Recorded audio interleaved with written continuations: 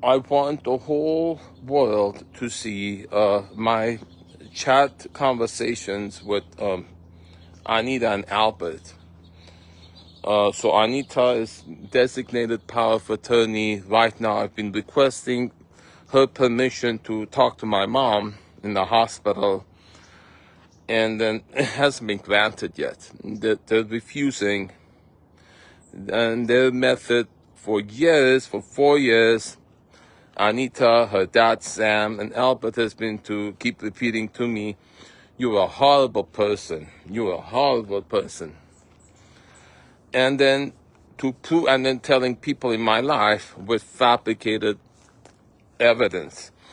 Retired copper classes, Sweet Alan. Alan denies he ever spoke to Albert.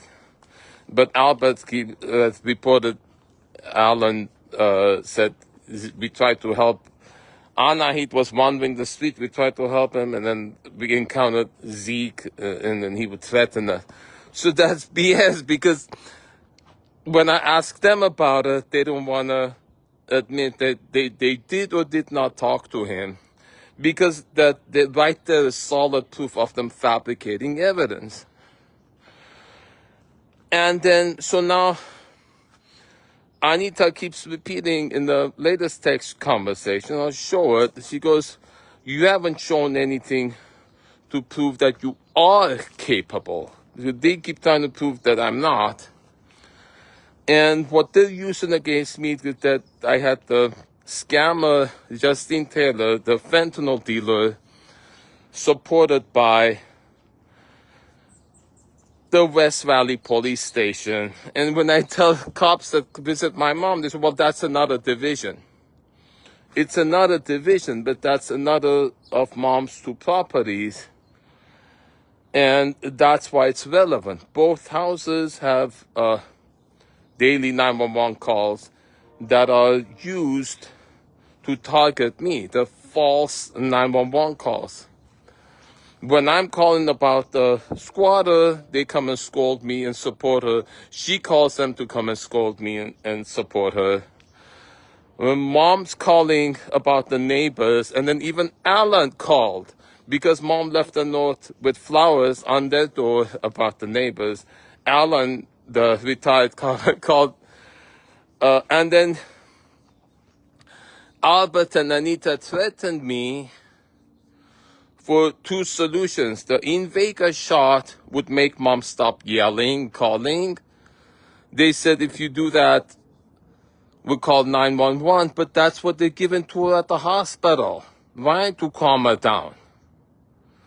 It's once a month shot, and because she refuses the medication, she's non-compliant, it's what they give it to her, but when I'm suggesting that she gets it, they say it has like a horrible side effect, we don't recommend it.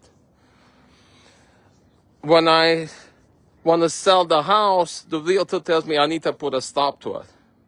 So she keeps preventing all the efforts they put to prevent her moving from that location where she's calling about the neighbors daily. They say we'll call 911. They say we shouldn't force her to do.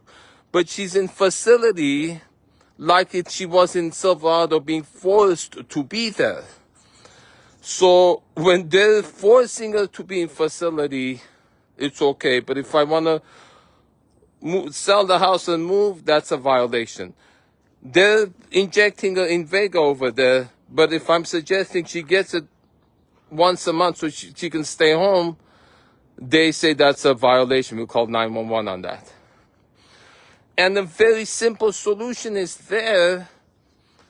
The operator, an operator who would answer when mom calls 911 or 211, so that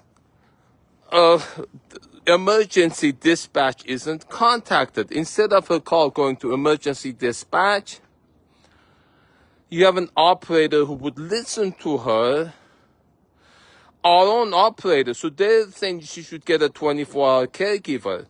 That 24-hour caregiver wouldn't solve it. Neither does a facility unless the very core problem that has ambulance come and take her to facility.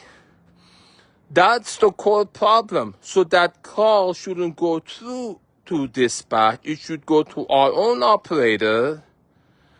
That person you assign to be her caregiver should be the operator. She doesn't want to have caregiver in there. She wants to call and catastrophize and be histrionic and vent. That's her compulsion, her addiction to calling 911. That's the problem at the core of it. The addressing it but taken to Silverado, which specializes dementia, isn't solving it. She was calling 911 from there, having police come over there.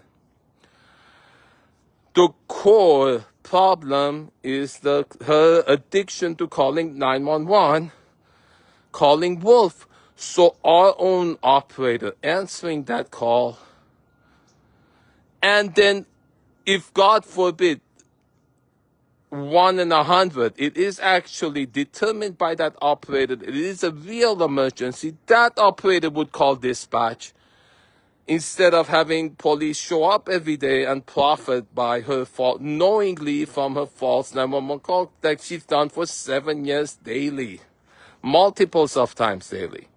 Sometimes. The solution is there, and Anita herself acknowledged she could program an AI to answer it so that the person answering it's not a cost for like hourly wages for them to answer, and they wouldn't be emotionally hurt, and AI wouldn't be pent. They would answer lovingly, let her vent, let her do what she does, and then so that whole crisis would be averted with that one single solution. Putting her away, which she really, really, really hates, doesn't solve it. She's unhappy. And do you understand? I'll just keep it at that. The solution is so easy, but they keep preventing it. Why? Because they keep wanting police to come and provoke me. Like they've done, but that's what the method the squatter was using. And that's the method they're encouraging mom's compulsion to call 911. The police love it because they can profit from it, and it helps them keep coming and scolding me, using all their dark psychology methods on me. And I'll post everything. So that is the purpose. You saying, are you capable? You're not, because of all this stuff happening around you. Well, Anita, I've documented all this stuff going around me. All of the dark psychology methods you've used, all of the loopholes in the law, all of the policies that allow the exploitations of vulnerable individuals in our society. That when I talk to cops about it, the superiors who are supposed to address the police misconduct and corruption, they say, it's a societal matter. It's above my pay grade. Well, it's not above mine. I don't work for money. My intention, my purpose in life is to show the corruption, show the methods, make a documentary movie, a case study on how adult survivors of sexual abuse are treated in this country. All the vulnerable are exploited with these methods for their inheritance, or exploited for the benefits, the government dependency. Benefits allows families to exploit their children, which is what's going on with Liana right now. All the people, Jeremy Bernstein being exploited. They exploit the people in the places, facilities are like jails. They use like people in there that are elderly or like drug addicts or something. They exploit them to get money from the government.